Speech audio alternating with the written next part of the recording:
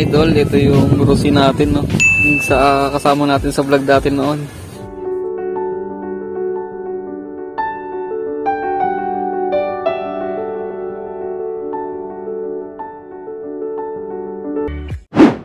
Grabe na ano na siya mga idol, sira-sira na. Sira na kasi yung ano na ito, head cowling. So ngayon, ang gagawin natin dito mga lods, ayusin natin siya ulit. Ang ganda nito noon, yung ginawa natin project. So ngayon, ayun na, dumikit na yung ano, yung jacket. Ang mga idol, sira na, grabe. Yan, ngayon, ayusin natin siya kasi sayang itong mga lods. Tapos yung top box nito mga lods, binigay ko na. Wala na sa akin yung top box. Binigay ko na dun sa jowa ng pinsan ko. Kasi nag-ano yun eh, gabiyahe ng angkas. Tsaka nagde-deliver. So ang gagawin natin ngayon, muna natin siya no, gamit ng tools na ginamit natin dun sa adventure ito. So ayun, ang dumi rin ng adventure mga lods. Yan, linisin din natin yan. Ito muna unahin natin yung Rosie. Dadalhin ko sa bahay, sa harap. Unti-untiin natin kung yung mga sira niya no, tsaka pandar natin ulit. So ngayon, ito yung compressor. Ito yung hindi ko na-demo sa inyo mga lods yung nakarang vlog. Ito yung compressor na may wire siya sa likod. Ayan. Same lang din ang ginawa natin dito mga lods. So, ayun, sa pang jumper. Kukonek lang din natin ito sa parang power bank niya.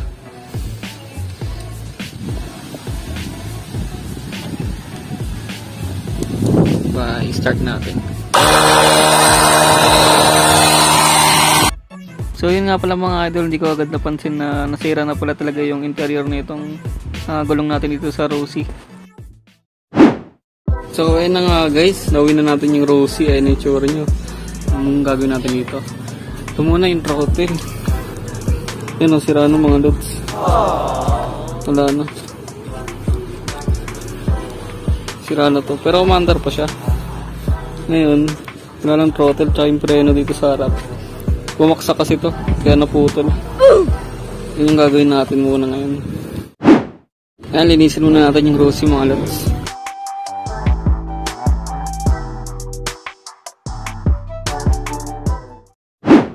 So ayun mga idol, nabaklas ko na nga pala yung throttle. Ayan, sira na talaga siya, yung wasak. Binaklas ko na rin yung throttle cable nya. Tapos bumili na ako ng bago yun sa mga lods no. Ito, bumili rin ako ng throttle ano nya, handle. Sa akin. So ayun mga lods, gagawin ko lang to. Hindi ko na napakita kung paano siya binaklas kasi wala akong taga video. Hindi ko na siya na videoan. So ayun, gagawin ko muna to. Pakita ko na siguro yung final no? Kasi first time ko na nabaklas ng throttle cable na ito. Tsaka hindi ko naman alam kung paano gawin to. Sundan ko lang yung mga kung paano ko siya binaklas. Ganun lang, madali lang naman mga lods. So ayun, update ko na lang tayo dito sa Rosie project natin mga lods. So ayun mga idol, nalagay na natin yung throttle cable nya. Ayan. So ayan, ang haba mo mga lods kasi pang ibang motor yung binigay sa akin na ano, na cable. Pang Honda Wave sana yung kinuha. Pero okay naman yan, napipiga na mga lods. Ayan, nalagay ko na siya. Goods na. Ngayon wala kasi siyang gas, hindi natin may start. Ayun o. Papagas muna tayo mga lods. Bili tayo ang gas sa labas.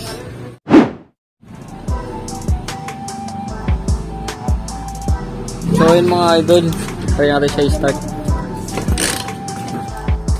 So ayun mga idol, chinek ko yung carb dito mga idol kasi masyado nang luma itong motor natin. Nasira na nga pala yung on-off niya dun sa may carb no, sa may pupuntang gas. So yun yung nasira kaya dito siya mag-start. So ayun mga idol, nakabili tayo na carb natin dito sa Rosie natin no? Ayan, Rosie project. Ito yung kanyang ano no, kanyang brand. Ito yun, nabili ko lang siya sa Shopee ng 310 ata yung mga lods, free shipping. Nagtanong ako sa mga shop pang mahal ng mga carb, 700, 800. Sure. Ito yung nasira sa atin mga lods.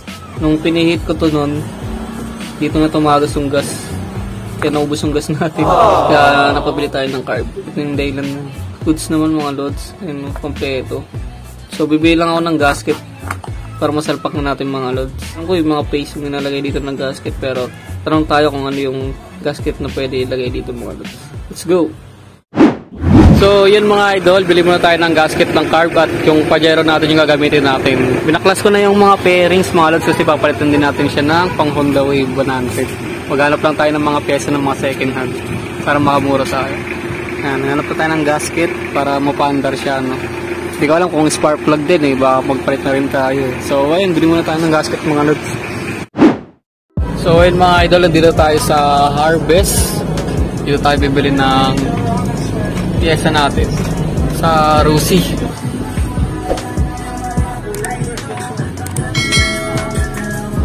So yun mga idol, wala daw silang size ng gasket para dito sa carb natin. So lilipat tayo ng shop, no? Tayo tayo sa iba mga lods.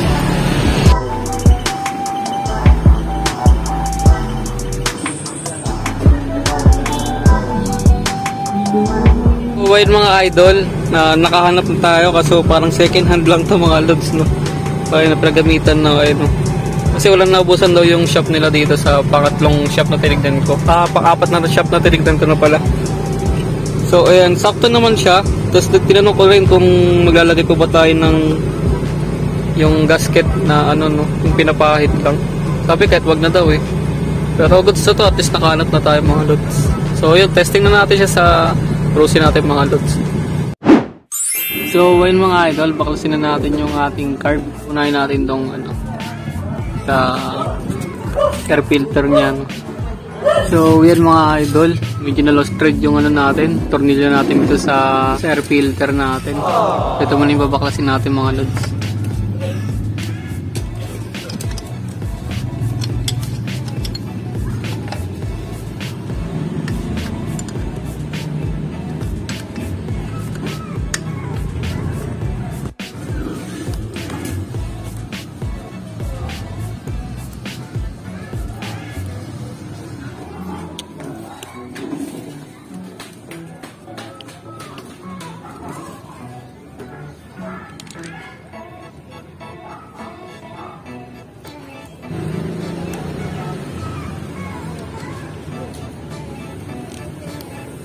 Ayun mga idol, na lost thread na. Ayun mga lods, di talaga natin matanggal yung tornilyo dito kasi na lost thread na. So baklasin na lang muna natin tong air intake dito sa kanyang carb kasi na lost thread na yung tornilyo. Tinanggal ko na muna yung air intake natin mga lods. Ito. Yan. Baklasin na lang muna natin para malagay natin yung bagong carb. Kabilaan yung tornilyo mga lods.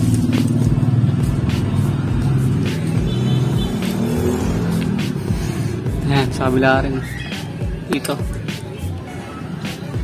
So, ayun mga idol, na baklasan natin yung air intake nya tsaka yung carb. Papabaklas ko na lang to sa shop. So, ayun mga idol, nakabali ilalagay ko na tong bagong carb natin, no? Inuna ko lang yun dito, no? Sa kanyang throttle. Ayan. Tapos yung mga hose na to na galing dito sa stock. Same lang pala sila ng ano, no, ng brand ng carb ang binili natin, saktong-sakto mga lods. Yan, nilagay ko lang yung mga hose, tapos ito yung hose dito ilalagay ko na rin. Tsaka salpang na natin mga lods. Testingin na natin kung gagana yung motor. Hindi lang naman yung pagbaklas nito mga lods, tornilyo lang naman nandito. Tapos yung gasket niya, may sariling gasket naman na siya. Bumili lang ako ng spare natin, baka sakali lang naman. Plug and play na lang to mga lods, lalagay ko na lang din. Paklas kabit lang naman yung ginawa natin dito. So ayun mga idol, ang susunod ko naman na ilagay itong ano, para dito. Yan. So ilalagay na natin siya mga lods. Wala kasi akong tag-video kaya ano, hindi ko mapakita sa inyo habang nilalagay ko. So ayun mga idol, kakat ko na lang. Dito lang naman siya nakasabit eh, ano, dito. Ito. Yan. So ayun mga idol, nalagay na natin na yun. Nalagay ko na siya. Tsaka dito lang naman, tornilyo lang. Para dito. So ngayon nilalagay na natin siya dito. Itong pin sa manifold niya. Nilalagay na natin yung carb sa manifold. Dito mga lods. Huli na natin yung gas. Ito. Natusok lang yung gas dito sa ano para hindi tumagas mga lods. So yun mga idol, lagyan na natin siya sa manifold. Ha? Siguro bibili muna ako ng filter pang samantala. Yung filter na nakalabas lang dito.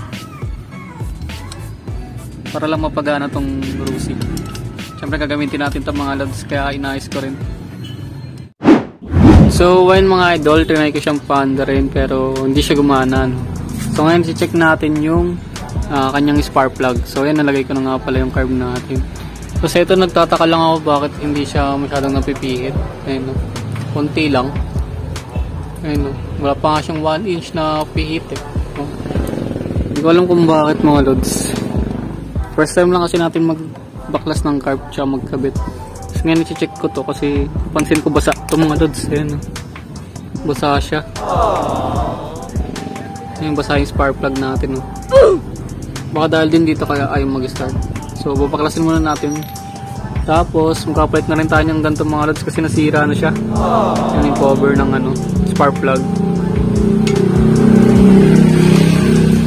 Yung plastic nasira na. So magkapalit tayo ng apido. Mag-order tayo ng ganun mga lods. Ayan mga lods, kita nyo basa siya, oh. Ayan, basa siya mga lods. Baka spark plug din yung dahilan kaya ayaw mag-start. Kaya babaklasin na muna natin yung spark plug.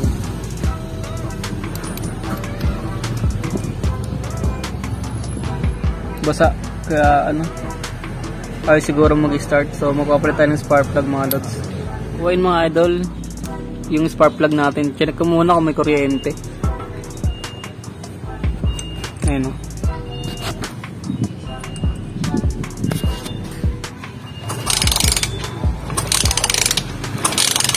Meron naman mga lods, may kuryente naman siya. Gumagana pa naman. Yan, o. Goods pa naman mga lods. So when mga idol, quality testing ko na siya. Mandat naman na yung motor, kaso ang taas ng rev kasi nga dahil dito. Ayun, o, wala na siyang gap. Wala nang gap mga idol. Ang taas ng rev, oh. Kahit na dito sa may pantono, niluwagan ko na siya eh. Kaso dito kasi talaga yung problema. Hindi ko alam ba't ganito. Okay naman siya nung hindi ko pa napalitan yung carb. Yung mga idol may ilaw na. Ibig sabihin na mandar na. Saglit lang kasi maingay masyado. So yun mga idol, kumana siya pero ito yung problema natin ngayon. So wait mga idol, dito tayo sa parking, dito sa court namin. At in-start ko na yung adventure natin. Sobrang dumi mga lods. Tapos nandito yung Rosie. Ayan, yung ginagawa natin kagabi. Hindi ko na siya inayos kagabi kasi masyado na madilim. So ayun, testing natin siya. Nalagay ko na nga pala yung carb, no? Ayan. Tapos medyo chinon ko lang ng konti pero di ako marunong magtono mga lods eh. Yung lint tsaka yung tawag dun. Kasi yung sa hangin tsaka sa gas. Ayan. I-start natin. Tag natin pa i-start. Yan mga lods, sumandar na siya. Naayos ko na rin pala sa throttle, no? Mali lang pala ako ng pagkasalpak ng yung karayom niya doon mga lods, dito. Yan. May tamang paglalagay pala nun, kaya pala medyo nag-high rev. Tapos hindi siya bumabalik. Yan, medyo okay na siya. So mga idol, pakit yung tunog ng motor kasi yung tambucho na ito, kaya may singaw na dito. Ayun. So may singaw na. May singaw na siya mga lods. Kailangan siyang pa-welding. Kaya pangat yung tunog. Tapos yung dito, yung sa may spark plug natin, wala na siyang rubber. Pwede na siyang pasukan ng tubig kapag nabasa. Ngayon at least umaandar na yung motor. Papagawa naman natin yung gulong. Itong gulong niya, no? Papagawa natin yung gulong niya. Medyo maingay lang kasi yung adventure tsaka yung motor umaandar. Bibili tayo ng interior ng gulong nito mga lods para magamit na natin kahit dito lang. Tapos ito lang naman yung i-upgrade na lang muna natin. Makabili tayo ng head cowling ng Rosie na to. Ito lang head cowling kasi okay naman yung pairings dito mga lods. Kasi umaandar na siya, goods na.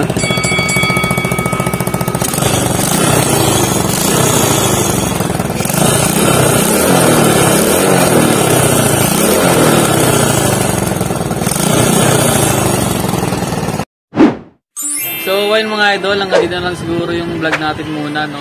Antayin nyo lang yung mga susunod natin vlog dito sa Rusi natin, no, pagre-restore nito. Abang-abangan nyo na lang yung mga next vlog natin mga idol. At marami pa tayong vlog sa bago natin motor, sa Pasio, sa Adventure, ito sa Rusi, yan yung mga project natin ngayon. And then gagamitin kasi natin yung Rusi sa mga gala natin sa mga pang-camping mga idol.